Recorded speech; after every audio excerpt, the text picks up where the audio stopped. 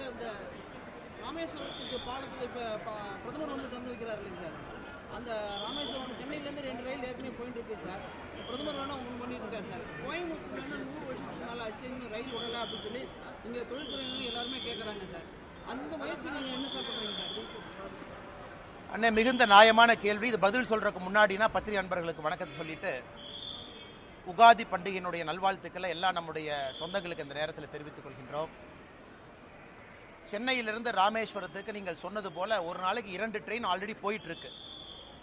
இந்த 3வது ட்ரெயின் என்ன பண்ணுதுங்கன்னா போகாத இடத்த கனெக்ட் பண்ணுது. திருவாரூர், திருத்துறைப்பூண்டி, பட்டுக்கோட்டை அதெல்லாமே ரொம்ப அன்சர்வ்டு ஏரியா. இந்தியன் ரயில்வேவை பொறுத்த வரைக்கும் அந்த பகுதி மக்களுக்கு ட்ரெயின் கனெக்ஷன் இல்லை. அந்த 3வது ட்ரெயின் பார்த்தீங்கன்னா திருவாரூர், திருத்துறைப்பூண்டி, பட்டுக்கோட்டை, இது 3வது வழி. 3 ட்ரெயினுமே 3 வழி.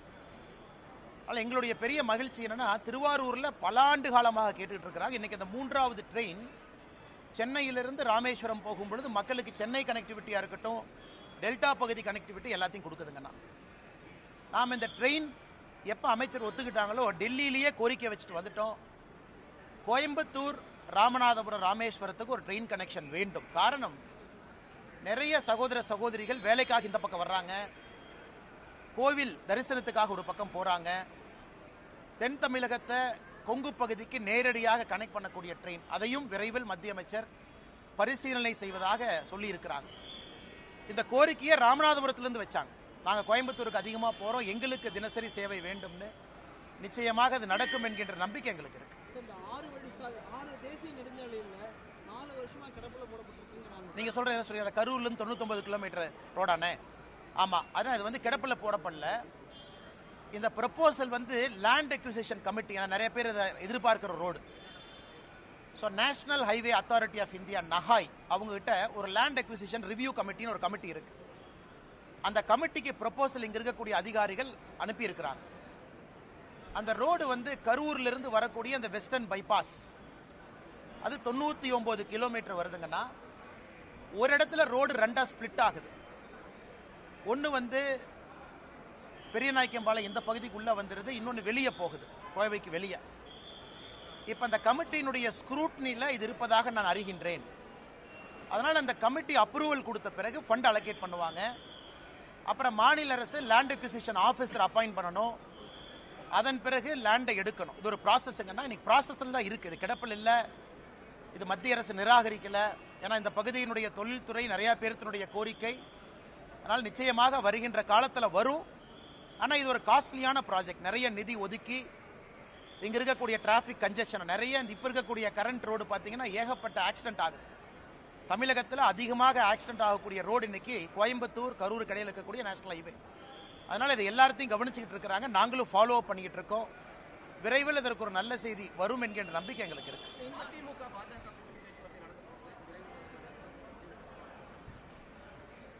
ஆனால் அதை பற்றி நான் எதுவும் பேச விரும்பலைங்கன்னா, காரணம் எங்களுடைய தலைவர்கள், தேசிய தலைவர் நட்டா அவர்களாக இருக்கட்டும், உள்துறை அமைச்சர் அமித்ஷா அவர்களாக இருக்கட்டும், நம்முடைய அமைப்பு பொதுச் செயலர் சந்தோஷ்ஜி அவர்களாக இருக்கட்டும், பாரதிய ஜனதா கட்சி தமிழ்நாடு தொண்டர்களுடைய கருத்தை ஒரு தலைவராக நான் பிரதிபலிச்சிருக்கிறேன். இன்னைக்கு தமிழ்நாடு அரசியல் களம் எப்படி இருக்கு, அரசியல் களம் எப்படி மாறி இருக்கு. ஒரு இந்தியா டுடே அப்ரூவல் ரேட்டிங், அந்த சி ஓட்டர் சர்வே நேற்று ஏதோ ஒன்று போட்டாங்க. அந்த சி ஓட்டர்ல ஒரு மாநிலத்தினுடைய முதலமைச்சருடைய அப்ரூவல் ரேட்டிங் வெறும் 27% இருக்கு. வெறும் 27%. இந்தியாவில் ஒரு மாநிலத்தினுடைய எவ்வளவு மோசமான முதலமைச்சராக இருந்தாலும் ஒரு 40-43% இருப்பாங்க. நல்ல முதலமைச்சராக இருந்தால் 65% போவாங்க. ஒரு மாநிலத்தினுடைய முதலமைச்சருடைய அப்ரூவல் ரேட்டிங் 27%. அதாவது 4ல் ஒருத்தர், 4ல் 3 பேர் வேண்டாங்கிறாங்க, 4ல் ஒருத்தர் தான் வேணுங்கிறாங்க. அது எங்களுடைய கள ஆய்வும் கூட அதே தான் சொல்லுது.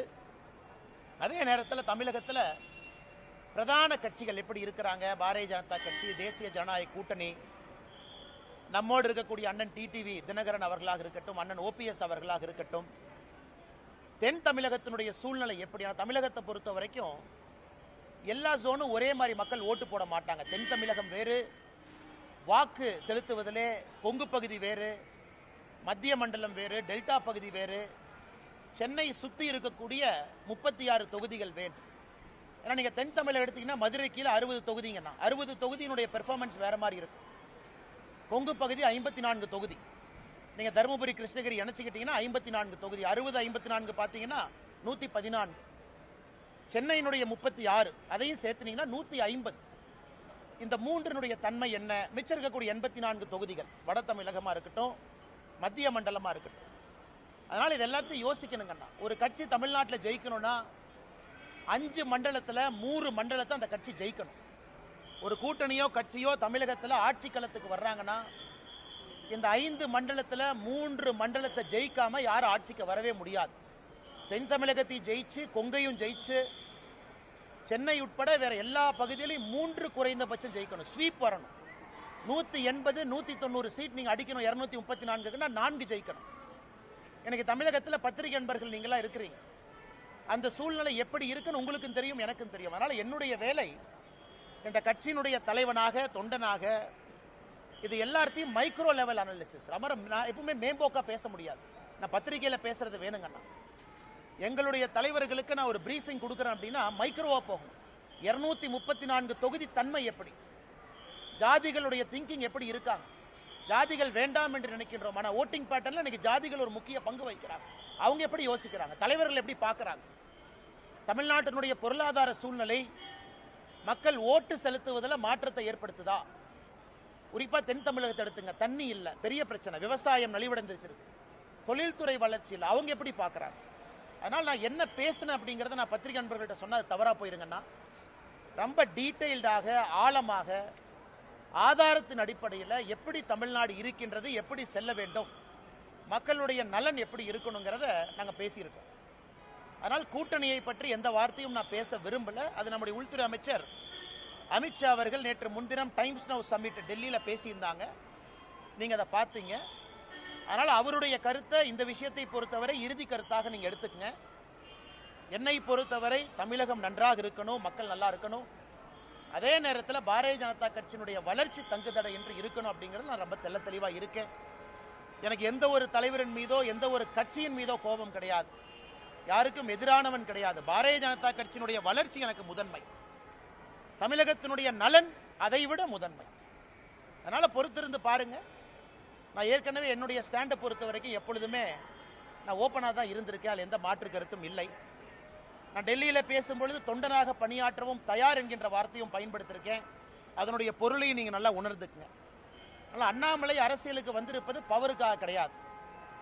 அண்ணாமலை அரசியலுக்கு வந்திருப்பது தமிழகத்திலே ஒரு மாற்றத்தை ஏற்படுத்த வேண்டும் என்பதற்காகத்தான். நான் ஆகஸ்ட் 25, 2020 பாரதிய ஜனதா கட்சி டெல்லியில் இணைஞ்சேன். அன்றிலிருந்து இன்று வரை என்னுடைய எண்ணத்தில் ஒரு சிறு பிசுறு கூட கிடையாது. எதற்காக அரசியலுக்கு வந்தேன் என்பதை 5 ஆண்டு கழித்தும் கூட இன்னைக்கும் அதே உணர்வோடு உங்களோடு நின்று கொண்டிருக்கின்றேன். அதனால் கூட்டணி பற்றி விரைவில் நீங்க பார்ப்பீங்க. தமிழ்நாடு பாரதிய ஜனதா கட்சியினுடைய தலைவர் எப்படி இருக்கணும் அதையும் விரைவில் பார்ப்பீங்க. ஸோ என்னுடைய கடமை ஒரு கட்சி முடிவெடுக்கும் பொழுது அக்யூரேட் ஃபீட்பேக், நடுநிலைமையாக, என்னை சார்ந்தோ இன்னொருவரை சார்ந்தோ இல்லாமல் பெர்ஃபெக்ட் அக்யூரேட் ஃபீட்பேக்கை கொடுத்தா கட்சியினுடைய தலைவர்கள் சரியான முடிவெடுப்பாங்க. அதான் என்னுடைய நோக்கம். அதை டெல்லியிலே நான் செய்துவிட்டு வந்திருப்பதாக எனக்கு நானே சொல்லிக் கொள்கின்றேன். அதுக்கப்புறம் தலைவர்கள் எல்லா சூழ்நிலையும் பார்த்து முடிவெடுப்பாங்க.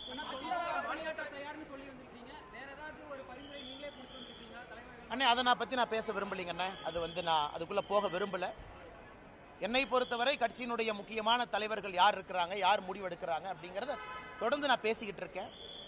அதை நான் இன்றைக்கும் அவங்ககிட்ட பேசியிருக்கேன். இன்றைக்கி சொல்லியிருக்காங்கன்னா, பாரத பிரதமர் நரேந்திர மோடி ஐயா ஏப்ரல் 6ஆம் தேதி தமிழ்நாட்டுக்கு வர்றாங்க. ராமேஸ்வரம், ராமநாதபுரத்துக்கு வர்றாங்க. இலங்கையிலிருந்து நேரடியாக டைரெக்டாக இலங்கையிலிருந்து ராமநாதபுரத்துக்கு வர்றாங்க. இலங்கை 5ஆம் தேதி போகிறாங்க இலங்கைக்கு. அது முடித்த பிறகு மண்டபத்துக்கு வர்றாங்க. மண்டபம் வந்த பிறகு பாரத பிரதமர் நரேந்திர மோடி ஐயா அவர்கள் பாம்பன் அந்த புதிதாக இந்த புதிய டெக்னாலஜியோடு வடிவமைத்திருக்கக்கூடிய பாலத்தை திறப்பு விழா செய்கிறாங்க. அதன் பிறகு கோவிலுக்கு போகிறாங்க. ஒரு முக்கிய ஜோதிர்லிங்க கோயிலாக இருக்கக்கூடிய ராமேஸ்வரம் கோயிலுக்கு போய் ஆண்டவன் தரிசனம் முடிச்சுட்டு government meeting, government public meeting, அதாவது பாரதிய ஜனதா கட்சியினுடைய பொதுக்கூட்டம் இல்லை, அரசு நடத்தக்கூடிய பொதுக்கூட்டத்தில் பிரதமர் பங்கேற்று புதிய திட்டங்களுக்கான அறிவிப்பு எல்லாம் செஞ்சுட்டு பிரதமர் அவர்கள் மதுரை வழியாக டெல்லிக்கு திரும்பி போகிறாங்க. இது ஏப்ரல் 6ஆம் தேதி நடக்கிறது. அதற்கான பணிகள் எல்லாம் கூட நம்முடைய கட்சி தொண்டர்கள் செய்து கொண்டிருக்கின்றார்கள். அதுவும் எங்களுக்கு முக்கியம். பிரதமர் அவர்கள் தேர்தலுக்கு பிறகு 2024 லோக்சபா தேர்தலுக்கு பிறகு தமிழ்நாட்டுக்கு வரக்கூடிய அவருடைய முதல் விசிட் இது. அதையும் வெற்றிகரமாக அந்த பகுதியில் நடத்தி காட்ட வேண்டும் என்கின்ற முனைப்போடு இருக்கிறோம். அதனால் அரசியல் என்ன நடக்கும், எப்படி நடக்கும், எந்த நேரத்தில் நடக்கும், அதெல்லாம் சரியான நேரத்தில் நடக்குங்கன்னா மாநில தலைமை வந்து அதிமுகவுடன் கூட்டணி இல்லை அப்படிங்கிறது ஒரு தெளிவாக இருக்கும். எந்த காலத்தில் கூட்டணி இல்லை அப்படிங்கிறது அண்ணா ஒரு நிமிஷங்கண்ணா, அண்ணா ஒரு நிமிஷம். நீங்கள் என்னைய பார்ப்பீங்கண்ணா, வருங்காலத்தில் என்னை பார்ப்பீங்க. எதையும் மாற்றி பேசுவோன்னு அந்த அண்ணாமலை அல்ல, நீங்கள் பார்ப்பீங்க. அண்ணாமலையை பொறுத்தவரை ஆகஸ்ட் 25, 2020 எதற்காக அரசியலுக்கு வந்தனோ அந்த வெறியும் அந்த பசியும் அந்த நெருப்பும் உள்ள எரிஞ்சுக்கிட்டு இருக்கு. அதே நேரத்தில் கட்சி முதன்மையானது. இந்த கட்சியில் நான் ஒரு தொண்டன். இந்த கட்சி முதன்மையானது. இந்தியாவுடைய அரசியல் சரித்திரத்தை பார்க்கும் பொழுது பாரதிய ஜனதா கட்சியை பொறுத்தவரை நிறைய இடத்துல நாம் முடிவுகள் எடுத்திருக்கின்றோம். எல்லா முடிவுகளும் ஒரு தொலைநோக்கு பார்வையோடு தான் நம்ம முடிவு எடுத்திருக்கோம். அதனால் என்னை பொறுத்தவரை நான் தெளிவாக இருக்கின்றேன். நான் ஏற்கனவே உங்களுக்கு நிறைய பேசிட்டேன் டெல்லியில். என்னால் யாருக்கும் பிரச்சனை வராது. அதே நேரத்தில் மாற்றி மாற்றி பேசுகிறவன் அண்ணாமலை கிடையாது. அண்ணா போன வருஷம் அப்படி சொன்னீங்க, இந்த வருஷம் இப்படி சொன்னீங்க, 2025 ஜூனில் அப்படி சொல்லுவீங்களா? என்னுடைய ஸ்டாண்ட் எப்பவுமே ஒன்று தாங்கண்ணா. தமிழ்நாடு முதன்மையாக இருக்கணும், பாரதிய ஜனதா கட்சியினுடைய வளர்ச்சி இருக்கணும். அதில் என்னுடைய தனிப்பட்ட வளர்ச்சியோ இன்னொருடைய வளர்ச்சி முக்கியம் கிடையாது. அதனால் வருகின்ற காலத்தில் நீங்கள் பார்ப்பீங்க என்னுடைய ஸ்டாண்ட் எப்பவுமே கன்சிஸ்டன்ட் தான். அதிமுக தலைவருக்கு எதிராக நீங்க கடுமையாக விமர்சிச்சிருந்தீங்க, எடப்பாடி பழனிசாமி அவர்களையும் விமர்சிச்சிருந்தீங்க. அந்த ஸ்டாண்ட் உறுதியாக இருக்கீங்களா? அண்ணா ஒரு நிமிஷம். அதாவது யாரை பற்றியும் நான் கடுமையாக விமர்சிக்கல, கருத்துக்களை கருத்துக்களாக வைத்திருக்கின்றேன். அது சகோதரர் விஜய் அவர்களாக இருக்கட்டும், நம்முடைய மாண்புமிகு முதலமைச்சர் ஐயா ஸ்டாலின் அவர்களாக இருக்கட்டும். நான் இந்தியா ஃபுல்லாக பிரச்சாரத்துக்கு போகிறேன். நவீன் பட்நாயக் அவர்கள் ஒரிசாலிருந்து, கர்நாடகாவிலிருந்து, ஆந்திராவிலிருந்து, டெல்லி அரவிந்த் கெஜ்ரிவால் அவர்லேருந்து எல்லா மாநிலத்திற்கும் கிட்டத்தட்ட 13 மாநிலத்தில் இந்த 3 ஆண்டுகள் நான் பிரச்சாரம் பண்ணியிருக்கேன். 13 மாநிலத்தில் எல்லா இடத்திலும் கூட எனக்கு என்ன தனிப்பட்ட விருப்பு வெறுப்பா? எனக்கும் அரவிந்த் கெஜ்ரிவால் அவர்களுக்கும் பங்காளி சண்டையா? கருத்துக்களை கருத்துக்களாக எதிர்கொண்டிருக்கின்றேன். கருத்துக்களை கருத்துக்களாக எதிர்கொள்ளணும். ஏன்னா ஐடியாலஜிக்கலி நம்ம ஸ்டாண்டு வேற வேற ஸ்டாண்டாக இருக்கு. அது மாற்று வேறு மாநில அரசியலாக இருக்கட்டும், தமிழகத்தினுடைய அரசியலாக இருக்கட்டும், எங்களுடைய கருத்துக்களை சில இடத்துல வலிமையாக சொல்ல வேண்டி இருக்கு. அதுதான் பண்ணியிருக்கேன். அதனால கடுமையாக விமர்சிச்சாங்க அப்படிங்கிற வார்த்தையை வடங்கன்னா கருத்துக்களை கருத்துக்களாக எதிர்கொண்டிருக்கின்றேன்.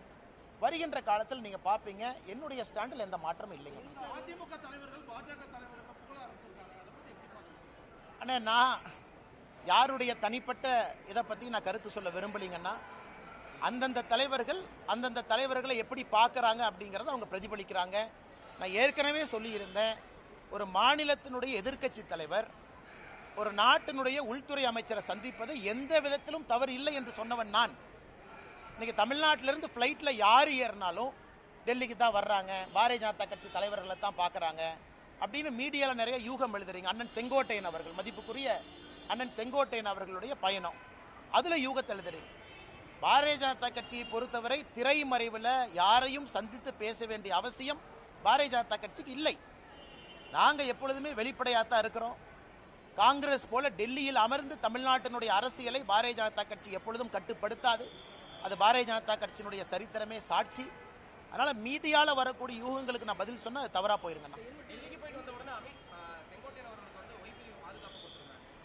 யாரையும் தனிப்பட்ட முறையில் பேச வேண்டியது இல்லை அப்படின்னு. விஜய் அவர்களுக்கு பாதுகாப்பு இருக்கு. இன்னைக்கு விஜய் அவர்களுக்கு பாதுகாப்பு கொடுத்த காரணத்திற்காக இல்ல, அப்ப பாஜகவும் அதாவது மத்திய ஆளுகின்ற ஆட்சியும் விஜய் அவர்களுக்கும் ஒரு தனிப்பட்ட உடன்படிக்கை இருக்கா? இல்லை.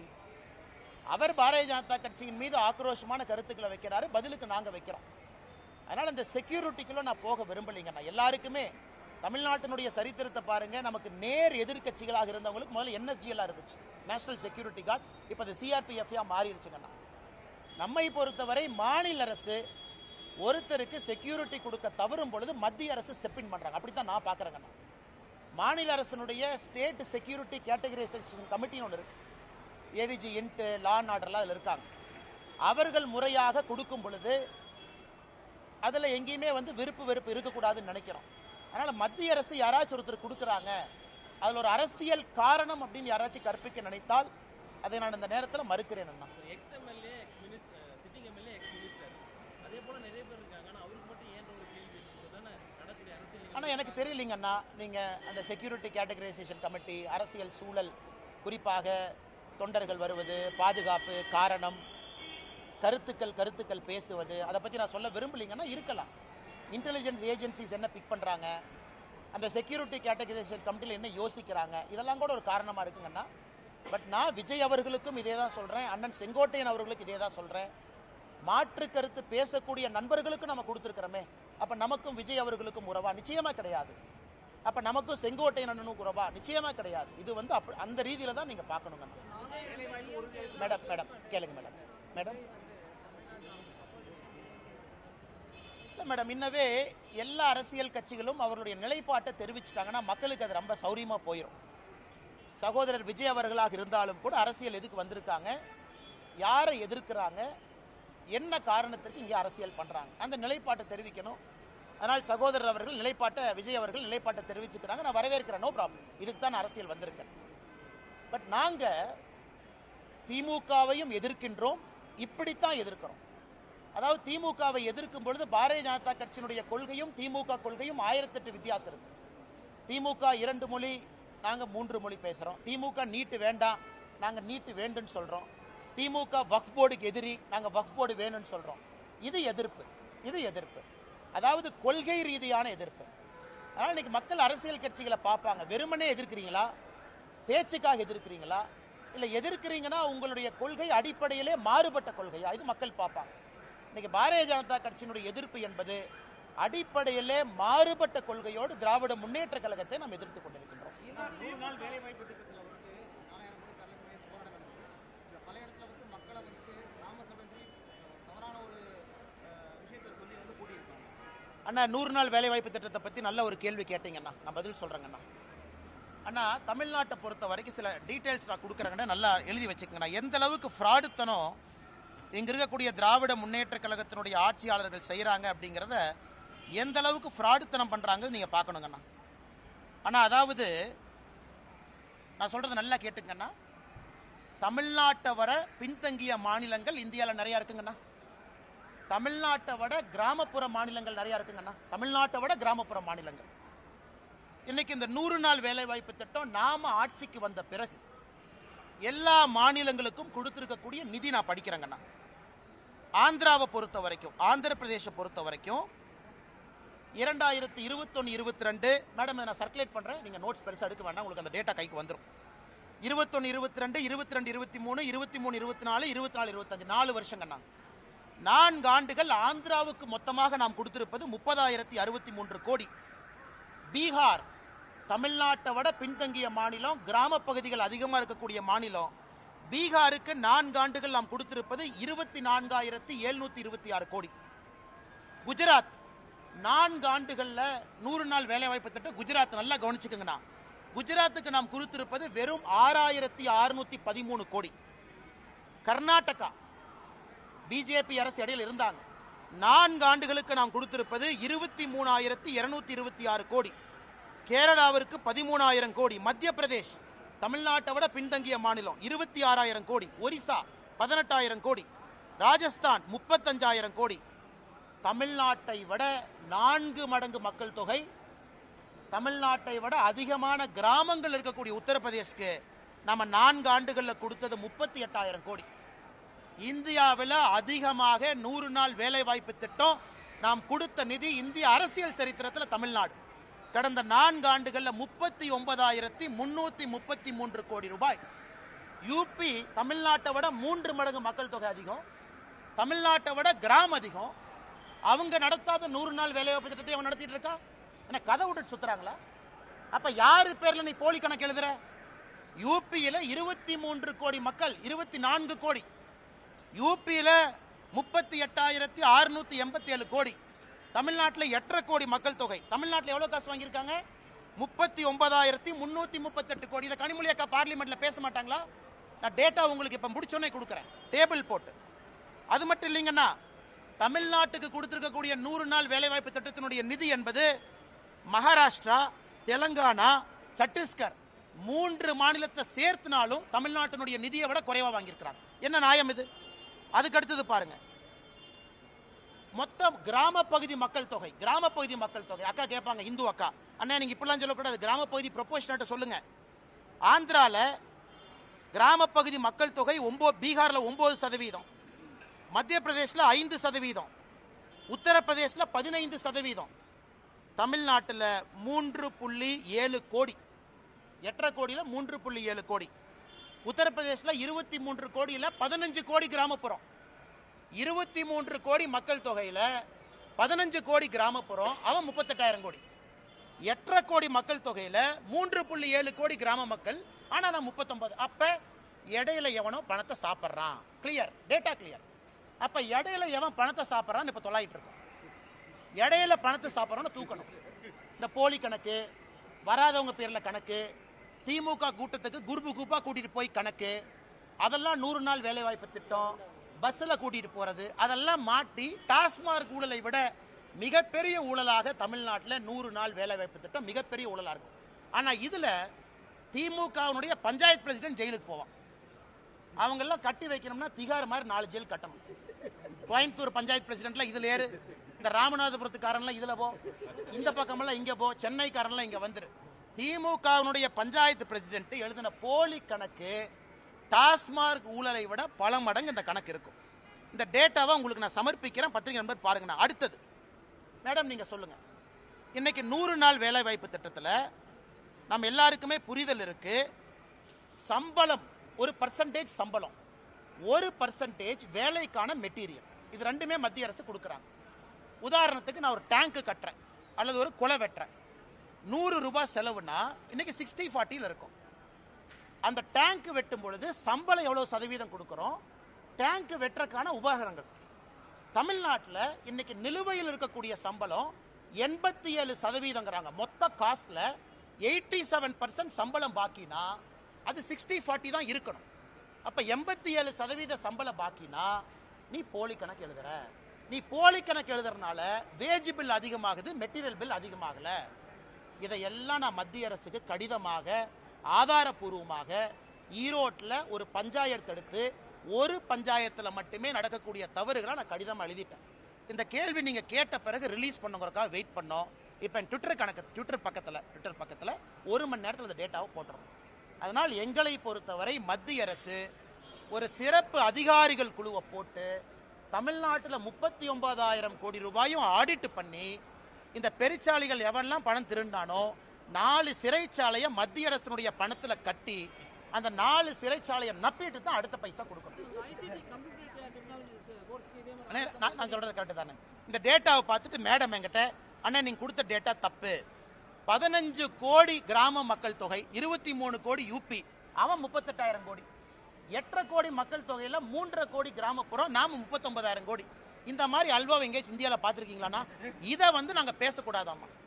இதுல அடுத்த கட்ட அல்வா பாருங்க. இதுல கிராம சபையை கூட்டுறாங்க, எல்லாம் கிராம சபைக்கு ஒடியாங்க. சரி, மக்கள் ஏதாவது ஸ்கீம் அனௌன்ஸ் பண்ணுவாங்கன்னு போனா மோடிக்கு எதிராக கொடி பிடிங்கிறான். அதுலதான் கிராம சபையில மக்கள் கொந்தளிச்சு எழுந்து, ஏயா 39,000 கோடி அந்த மனுஷன் பணம் கொடுத்துருக்கான், நீ பொய் கணக்கு எழுதி அந்த மனுஷன் தெரிஞ்சும் பணம் கொடுத்துருக்கான் மக்களுக்கு போட்டுன்னு, அந்த மனுஷனுக்கு எதிராக நீ கொடி பிடிக்க வைக்கிறேன்னு கிராம சபை கூட்டத்தில் திட்டினதுக்கு அப்புறம் துண்டக்கணன் அமைச்சர் எல்லாம் ஓடி இருக்கிறாங்க. அண்ணன் KKS ராமச்சந்திரனை பார்த்தேன். அதனால் பத்திரிகை நண்பர்கள்ட்ட அன்பான வேண்டுகோள், இந்த 100 நாள் வேலைவாய்ப்பு திட்டத்தினுடைய ஊழலை பெரிய அளவில் நீங்கள் எடுத்து பேச வேண்டும் என்று தாழ்மையோடு நான் கேட்டுக்கிறேன். ஏன்னா இது ஏழை மக்களுக்கு போற காசு. இதை ஏன் சீரியஸா நான் பேசுறேன், நான் அரசியல் பேசினா கூட இது ஏழை மக்களுக்கு போற காசு. இதை எவனோ இடையில பொய்க்கணக்கு எழுதி திருடுறான், அதை விடக்கூடாது. என் ட்விட்டர் பக்கத்தில் 1 மணி நேரத்தில் அந்த கணக்கை நான் போடுறேன், நீங்க பார்த்துட்டு அதன் பிறகு நீங்க சமாதானமாகி டிவியில் நீங்க பேசலாம். தலைவா, ஆமா ICT அது வர்றங்கண்ணே. அதில் கொஞ்சம் அன்பில் மகேஷனுடைய ஒரு பினாமி கம்பெனி அதில் இருக்குங்கண்ணே, ஒரு அண்ணா நகர் கம்பெனி ஒன்று, அதையும் நான் எடுத்திருக்கேங்கண்ணே. இவங்க தான் இந்த CBI ப்ராசிக்யூஷன் சாங்ஷன்லாம் பிடுங்கி வச்சிருக்கிறாங்க. உதாரணத்துக்கு சவுக் சங்கர் மேட்டர், அதெல்லாம் கனெக்டட் தான். சவுக் சங்கர் மேட்டர்ல மத்திய அரசனுடைய பணம், நமஸ்தே அப்படிங்கிற ஒரு திட்டம் நம்மளுது, நமஸ்தே திட்டம். யாரெல்லாம் பணியாளர்கள் இருக்கிறாங்க, தூய்மை பணியாளர், அவங்கள ஓனர் ஆக்கக்கூடிய திட்டம். நல்லா புரிஞ்சுக்கணும், தூய்மை பணியாளர்களை ஓனர். ஐயா நீங்க எதுக்கு வேலை பார்க்குறீங்க, நான் உங்களுக்கு லோன் கொடுக்குறேன், நீங்க வண்டி வாங்குங்க. நீங்க செப்டிக் டேங்க் கிளீன் பண்ணுமா, மிஷின் வாங்குங்க, நீங்க அதை கிளீன் பண்ணுங்க அப்படிங்கிறத நமஸ்தே திட்டம். தமிழ்நாட்டில் அம்பேத்கர் ஐயா பேரில் அந்த திட்டத்தை பேரை மாற்றி மத்திய அரசுடைய பணம் வருது. 2 cooperative bank, Kanchipuram, Chennai central cooperative bank, 2 பேங்க்ல எப்படி போலித்தனமாக அக்கவுண்ட் ஆரம்பிச்சு எப்படி போலித்தனமா அந்த பணத்தை ஸ்விண்டில் பண்ணிருக்கான்னு காட்டுறேன். ஆனா இதுக்கும் என்னால சிபிஐ போக முடியலையே. மத்திய அரசு பணமா இருந்தாலும் காங்கிரசினுடைய தலைவர் செல்வ பெருந்தகை ஊழல் பண்ற ஆதாரம் கையில் அப்படியே இருக்கு, லட்டு மாதிரி இருக்கு. ஆனாலும் சிபிஐ உள்ள வர முடியல. காரணம், ப்ராசிக்யூஷன் சாங்ஷன் வித்ட்ரா பண்ணிருக்கிறாங்க. அதனால் போராட்டம் போறோம், எடுக்க போறோம், எத்தனை நாள் தப்பிச்சு போயிடுவாங்க பார்க்கலாம். இவ்வளவு ஊழல்கள் நடக்குது. அதனாலதான் முதலமைச்சருக்கு 27% அதிகம், 2.7 இருந்திருக்கணும். அது ஏதோ டாட் சென்டர்ல மிஸ் ஆகி அது 27 வந்துருச்சு. வேற நான் ஒரு சின்ன மனிதன், நாங்கெல்லாம் வளர்ந்து. அண்ணே நீங்க என்ன சொன்னீங்க? அண்ணே நீ ஒரு நிமிஷம் நல்லா கேட்டுங்க, நல்லா கேட்டுங்க. பாரதிய ஜனதா அண்ணா ஒரு நிமிஷம் அண்ணே, பாரதிய ஜனதா கட்சியில முதலமைச்சர் வேட்பாளர் நாங்க டிக்ளேர் பண்ணல. மற்ற கட்சியில சொல்லிட்டாங்களா? முதலமைச்சர் வேட்பாளர் திமுக யாரு? மு.க. ஸ்டாலின் ஐயா. முதலமைச்சர் வேட்பாளர் அனைத்து இந்திய அண்ணா திராவிட முன்னேற்ற கழகம் யாரு? ஐயா எடப்பாடி பழனிசாமி. அவங்க நேச்சுரலி ஆனா ஐயா முதலமைச்சர் இருந்திருக்கிறாங்க. விஜய் அவங்க கட்சியில முதலமைச்சர் வேட்பாளர் யாரு? அண்ணா விஜய் சொல்லிட்டாங்க. பட் எங்க கட்சியில முதலமைச்சர் வேட்பாளர் சொன்னமா? அப்படி இருந்தும் பாரதிய ஜனதா கட்சி 4வது இடத்துல வந்திருக்குன்னா அதை சரித்திரமாக பார்க்கிறேன். தமிழ்நாட்டில் பாரதிய ஜனதா கட்சியினுடைய தலைவர்கள் கிட்டத்தட்ட 10% அவங்க வர்றாங்க, எதுவுமே சொல்லாமைனா பாரதிய ஜனதா கட்சி எந்த அளவுக்கு கட்சியினுடைய வளர்ச்சி இருக்குன்னு பாருங்க. மேடைக்கு யாராச்சும் மைக் எடுத்து எங்க கட்சியில இவங்க தான் முதலமைச்சர் வேட்பாளர்னு பேரே சொல்லல. இது மக்கள் அவங்களா முடிவு பண்றாங்க. அதனால் பாரதிய ஜனதா கட்சியினுடைய வளர்ச்சி அபிரதமா இருக்குது என்பதை நாம் எல்லாருமே உணர்ந்து பேசும்பொழுது பாலிசி ரீதியாக பேசும்பொழுது திமுகவுக்கு எதிரான நிலைப்பாட்டில் இருக்கிறோம். வக்ஃபோட இருக்கட்டும், இருமொழி கொள்கை, வீட்டு அதிமுகவும் அதே போலதான் அந்த விஷயத்துல அண்ணா எப்ப கூட்டணி அனௌன்ஸ் பண்றாங்களோ அன்னைக்கு இந்த கேள்வி எல்லாம் கேளுங்க தலைவா. நான் இன்னைக்கு ஊழலை பத்தி பேசிட்டேன், எங்க நிலைப்பாட்டை பத்தி பேசிட்டேன், தமிழ்நாட்டில் பாரதிய ஜனதா கட்சியினுடைய வளர்ச்சியை பத்தி பேசிட்டேன். என்னைக்கு அனௌன்ஸ்மெண்ட் நடக்கும் பொழுது தலைவர்கள்லாம் இருப்பாங்க, நீங்க கண்டிப்பா கேளுங்க தலைவா. நான் வேண்டாம் நான் சொல்றேன், அண்ணாமலையினுடைய ஸ்டாண்டு நான் பேசினது 3 வருஷமா, கேள்வி கேளுங்க நான் பதில் சொல்றேன். நான் எப்போ கன்சிஸ்டன்டா இருந்திருக்கேன். நீங்க தான் கொஞ்ச நாளைக்கு முன்னாடி சொன்னீங்க அதிமுகவை பத்தியும் கடுமையா விமர்சனம் பண்ணீங்களே. கருத்துக்களால தொடர்ந்து பேசியிருக்கேன் தலைவா. நான் இன்னைக்கு தலைவரா உங்க முன்னாடி நின்று பேசிக்கிட்டு இருக்கேன். நான் பதில் சொல்றேன். ஃபியூச்சர்ல யார் இந்த மைக்கு முன்னாடி நின்னாலும் கேள்வி கேட்பது உங்கள் உரிமை, பதில் சொல்வது எங்கள் கடமை. நீங்க கண்டிப்பா கேட்கணும், பதில் சொல்லுவாங்க. வேறங்க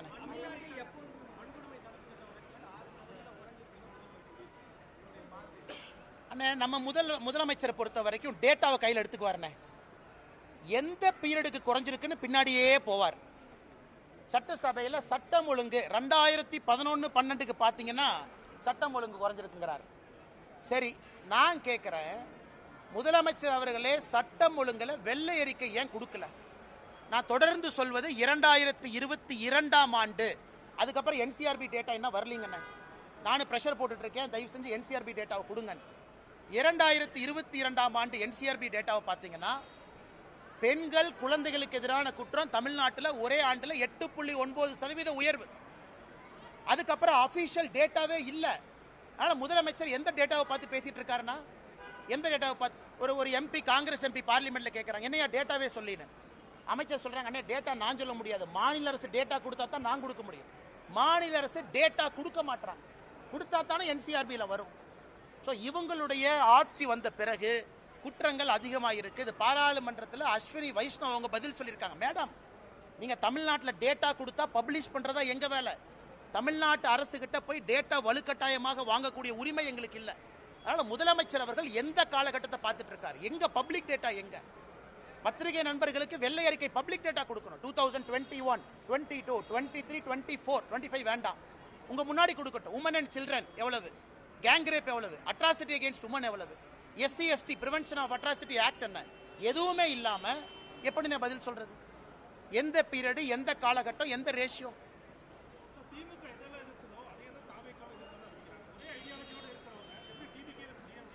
அதான் நான் உங்கள்கிட்ட கேள்வி கேட்டேன்.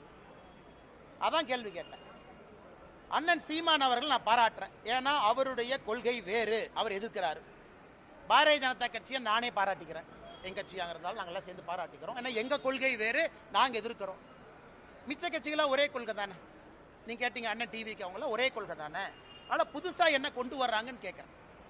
அதனால தான் நாங்கள் தைரியமாக இருக்கிறோம். தேசிய ஜனநாயக கூட்டணி வரக்கூடிய தேர்தலில் பெரிய அளவில் வெற்றி வாய்ப்பை கொண்டு வரும் என்கிற நம்பிக்கை எனக்கு இருக்கு. ஏன்னா முதலமைச்சருடைய அப்ரூவல் ரேட்டிங்கே 27% என்ன. இந்தியாவில் எங்கேயாச்சும் அநியாயம் பார்த்துருக்கீங்களா? அந்த அநியாயம்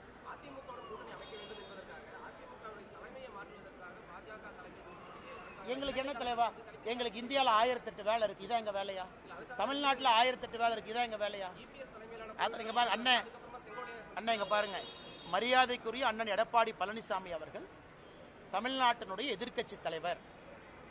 அவருடைய கட்சி தொண்டர்களால் அங்கீகரிக்கப்பட்ட ஒரு தலைவர். அதில் தெளிவா இப்ப உங்களுக்கு சொல்லிடுறேங்க. எதிர்க்கட்சி தலைவராக இருக்கிறாங்க, முன்னாள் முதலமைச்சராக இருந்திருக்கிறாங்க, அவர்களுடைய தொண்டர்களால் அங்கீகரிக்கப்பட்ட தலைவர். அந்த கட்சிக்குள்ள இருக்கக்கூடிய பிரச்சனைக்குள்ள நான் போலிங்க. தொண்டர்கள் வர்றாங்க, பொதுச் செயலராக ஏத்துக்கிட்டாங்க. பாரதிய ஜனதா கட்சி எதற்காக இன்னொரு கட்சியில் நாங்கள் தலையொண்ணுங்கன்னா அது எங்க வேலையே கிடையாது. எதுக்கு எங்க வேலை? மரியாதைக்குரிய அண்ணன் எடப்பாடி பழனிசாமி அவர்கள் எதிர்க்கட்சி தலைவராக உள்துறை அமைச்சர் ஐயாவை போய் பார்க்கறாங்க, பேசிட்டு வர்றாங்க. நாங்க எப்ப இன்னொரு கட்சிக்குள்ள நாங்க பூந்து அதே வேலை கிடையாது. அண்ணே 2021 இருந்து இந்த ஸ்டாண்டை நான் சொல்றேன், மேல இருந்து பாரதிய ஜனதா கட்சி இன்னொரு கட்சியை அழித்து வளரும் என்று நினைத்தால் பாரதிய ஜனதா கட்சியும் அழிந்து விடும் என்று தொடர்ந்து சொல்லியிருக்கு. ஆர்கானிக் growth தான் பாலிடிக்ஸ்ல நிற்கும். பாரதிய ஜனதா கட்சி எந்த ஒரு கட்சியும் அழிச்சு வரமாட்டோம், எந்த ஒரு கட்சியும் மேனிப்புலேட் பண்ணி வரமாட்டோம். ஜனநாயகம் என்பது 2000 வருஷமா இருந்துச்சு, இன்னும் 10,000 வருஷம் இருக்கும். ஆனால் நாங்கள் எந்த கட்சி தலைமை கிட்ட எங்கேயும் போக மாட்டோம். யாரோ ஃப்ளைட் ஏறி வர்றாங்க, யாரோ யாரையோ பார்க்குறாங்க. அதனால் உங்களுடைய முடிச்சுக்களுக்கு நான் எப்படி பதில் சொல்ல முடியுங்கன்னா, எடப்பாடி அண்ணனை பற்றி நான் சொல்லிட்டேனே, மரியாதைக்குரிய எதிர்க்கட்சி தலைவர், அந்த கட்சியினுடைய பொதுச் செயலாளர், அவங்க தொண்டர்களோட கட்சி நடத்துறாங்க. அவங்களுக்கு இருக்கக்கூடிய கோர்ட்டு கேஸ் அவங்க பிரச்சனை. இதுல எங்களுடைய பாத்திரம் எங்க வந்துச்சுங்கன்னா, கடைசி கேள்வி எடுத்துக்கலாமானே? அதுதான் பதில் சொல்லணும்னா, திராவிட முன்னேற்ற கழகத்துக்கு எதிராக தமிழகத்திலே அதிக போராட்டங்களை நடத்தியவங்க யாரு? பாரதிய ஜனதா கட்சி. திமுகவுக்கு எதிராக அதிக டிஃபமேஷன் கேஸ் 1440 கோடி ரூபாய் யார் மேல இருக்கு? என் மேல. கடந்த 4 ஆண்டுகள்ல தமிழகத்தில் ஒரு கட்சி தலைவரின் மீது அதிக எஃப்ஐஆர் போட்டிருக்காங்க. நான் எனக்கு செகண்ட் காம்படிஷன் இல்லை, நான் தான் ஃபர்ஸ்ட். இந்த செகண்ட் ரேஸே இல்லை. எனக்கு போடப்பட்ட எஃப்ஐஆர்ல 10% கூட எனக்கு பின்னாடி இருக்கிற தலைவர் மேல போடல. வீட்டு கொடிக்கம்ப பிரச்சனை ஒன்னு அனலைஸ் பண்ணி பாரு. திராவிட முன்னேற்ற கழகத்தை தீர்க்கமாக எதிர்த்து தினமும் பேசுறது யார்? ஊழலை வெளியே கொண்டு வர்றது யார்? ஒரு ஊழலாக சுட்டி காட்டுவது யார்? இங்கிருந்து டெல்லிக்கும் அங்கிருந்து பிரச்சனையை தீர்ப்பது யார்? ஆனால் என்ன போச்சுன்னா, இன்னைக்கு வாய் வியாபாரிகளுக்கு என்னன்னா, மாமனார் பணம் இருக்கு, கொளுத்து போய் கிடக்குறாங்க. மைக் இருக்கு, மைக் ஓசியில் வந்துடுது, மாமனார் பணம் பின்னாடி இருக்கு, என்ன வேணாலும் பேசலாம். அது தமிழ்நாட்டு அரசியலுடைய சாபக்கேடு. அவங்க எங்க வேலை பார்த்தாங்க? சர்வீஸ் பண்ணாங்களா? 10 ஆண்டு காலம் மத்திய அரசுக்காக உயிரை துச்சமென மதிச்சு புல்லட்டை எதிர்த்து நின்னாங்களா? கிடையாது. சோசியல் சர்வீஸ்னா என்னன்னு மக்களுக்கு அடிப்படையில், என் காலேஜ் முடிச்சோடனே ஒரு பிரைவேட் கம்பெனிக்கு வேலைக்கு போனா இதுவரை தனியார் நிறுவனத்தில் 1 ரூபாய் நான் சம்பாதிச்சது கிடையாது. 1 ரூபாய். ஏன்? பிரைவேட் கன்சர்ன்ல எப்பவுமே போனதில்லை. டே 1ல இருந்து அரசு வேலையில் இருக்க. டே 1ல இருந்து எப்போ வந்து இங்கே பிஎஃப்ஜியில் படிச்சுட்டு ஐஏஎம் லக்னோவில் முடிச்சனோ அப்ப இருந்து என்னுடைய சம்பளம் என்பது மக்களுடைய வரிப்பணம் தான் என் சம்பளம் 10 ஆண்டு காலம். அதன் பிறகு விட்டுட்டு அரசியல். இதுவரை தனியார் நிறுவனத்திலிருந்து 1 ரூபாய் நான் சம்பளமா வேலை செஞ்சு வாங்கல. அப்ப யார் சர்வீஸ் பண்றாங்க? என்னுடைய சொந்த கம்பெனி நடத்துறேன், அந்த கம்பெனியுடைய சேலரி நான் வாங்குறது இல்லை. ஏன்? சேலரி வாங்கினா கான்ஃபிளிக்ட் ஆஃப் இன்ட்ரெஸ்ட் வரும். நான் இன்னைக்கு பஞ்சாயத்து தலைவர் கூட கிடையாது, இதெல்லாம் நான் பேச மாட்டேன். தனிப்பட்ட பிரச்சனையா இருந்தாலும் நீங்க கேட்கிற கேள்விக்காக நான் பேசுறேன். சொந்த நிறுவனம் என்னுடைய பேர்ல இருக்கு, 40% நான் ஷேர் ஹோல்டர். அந்த நிறுவனத்தினுடைய மாச சம்பளத்தை நான் வாங்குறது இல்லையே, அதை ஒரு 4 பேர் பேசுவான். இல்ல இந்த கம்பெனி போய் இங்க கான்ட்ராக்ட் போட்டாங்க, இந்த போட்டாங்க, அங்க போட்டாங்க, அதுவும் பண்றது இல்லையே. ஒரு நேர்மையாக ஒரு அரசியல்வாதியாக வாழ வேண்டும் என்று கொண்டிருக்கின்றேன். அப்புறம் எப்படி என்னை பத்தி அப்படி கருத்து சொல்லானே? அண்ணா நான் யார் பேரையும் சொல்ல. கருத்து எப்படி சொல்லுவீங்க? கருத்து எப்படி சொல்லுவீங்க? திமுக கான்ட்ராக்ட் எடுத்தனா, திமுக ஹைவேஸ் டிபார்ட்மெண்ட்ல என் கம்பெனி வந்து ரோடு போட்டிருக்காங்களா? என் சொந்தக்காரங்க யாராச்சும் இதுல இருக்காங்களா? என்னுடைய சொந்த நிறுவனத்தினுடைய சேலரி நான் எடுக்காம இருக்கு. இதுவரை ஒரு நாள் கூட பிரைவேட் கம்பெனியில் வேலை பார்க்கல. 10 ஆண்டு காலம் மக்கள் வரி பணத்தை சம்பளமா வாங்கியிருக்கேன். என்னுடைய ஹிஸ்டரி உங்க முன்னாடி நின்று இருக்கு. இன்னும் 2 வாரம் கழித்து நான் எங்க இருப்பேன், தனிநபராக என்ன செஞ்சுட்டு இருக்குங்கிறது முக்கியம் கிடையாது. இன்னைக்கு வரைக்கும் நான் வாழ்ந்த வாழ்க்கையை பாடமா உங்க முன்னாடி வைக்கிறேன். ஏன்? அரசியல் சுத்தம் செய்ய வேண்டும் என்பதற்காக ஒரு வேலையை விட்டுட்டு வந்திருக்கேன். பேட்சில் என்னுடைய ரேங்கை பாருங்க. ஐபிஎஸ் பேட்சில் நான் கடைசியெல்லாம் வரல, என் ரேங்கை போய் பாருங்க. 2011 ஐபிஎஸ் பாஸ் அவுட்ல ரேங்க் என்ன? Rank number 2. அத்தனை பேருக்கு ரேங்க் நம்பர் 2ல நீங்க 150 பேர் இருக்கக்கூடிய ஐபிஎஸ் ஆஃபீஸர் இருந்தால் இந்தியாவில் எங்க போவீங்க? அது உங்களுக்கு தெரியும். எதற்காக 9 வருஷத்துல வித்துட்டு வந்தேன் அது எனக்கு தெரியும். நான் ஏதோ சராசரியாக அப்படியே தேய்ச்சிக்கிட்டு கல்யாணமா என் மாமனார் கொடுத்த காசுல வண்டி ஓட்டிக்கிட்டு அதில் 2 நிறுவனத்தை நடத்திக்கிட்டு லாட்ரி வித்துக்கிட்டுலாம் இல்லைண்ணே. சொந்தமாக உழைச்சு உங்க முன்னாடி நின்று சுயம்பாக பேசிக்கிட்டு இருக்கேன். எந்த காட்ஃபாதரும் கிடையாது, 0 காட்ஃபாதர். அதனால மிக பெருமையா இருப்பேன். கொஞ்சம் வாய்ப்பேச்சு அதிகம், எனக்கு கொஞ்சம் குறும்பு அதிகம், கொஞ்சம் தன்மானமும் வைராகியமும் கொஞ்சம் அதிகம். அப்பப்போ பிரச்சனை மாட்டிக்கிறேன். அதுக்காக பிரச்சனை வந்தாலும் தன்மானத்தையும் வைராகியத்தையும் எப்போ விட மாட்டேன். எந்த பிரச்சனையை வந்து தனி மனிதனாக விவசாயம் செஞ்சாலும் திரும்ப வந்துகிட்டே தான் இருப்பேன். அண்ணே, கட்சி முதன்மை தெளிவாக சொல்லிட்டேன். நான் தொண்டனாக இருப்பதற்கும் தயார், தெளிவாக சொல்லிட்டேன். நான் இங்கே பவருக்காக வரல, தெளிவாக சொல்லிட்டேன். அதே நேரத்தில் என் ஸ்டாண்டும் மாறாது, அதையும் தெளிவாக சொல்லிட்டேன்.